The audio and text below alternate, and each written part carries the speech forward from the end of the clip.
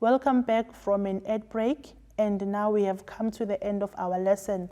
But then now let us look at the concept that we have already covered in this lesson. So now we looked at the detailed steps on how to assemble a diagram and also the number of pieces that we will be needing to assemble a diagram.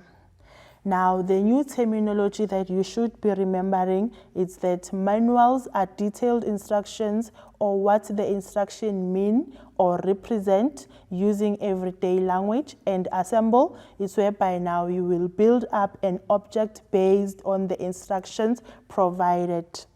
You must also remember that it is very important to follow instructions as given on the manual.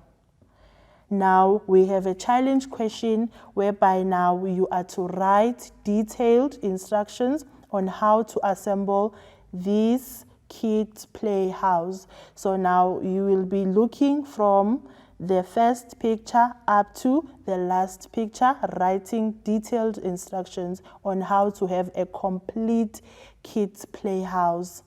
Now we have come to the end of our lesson. I hope now you better understand how to assemble diagrams, looking from the beginning, whereby now you'll have to check the number of parts or pieces that you need and also follow the detailed instructions on how to assemble an object.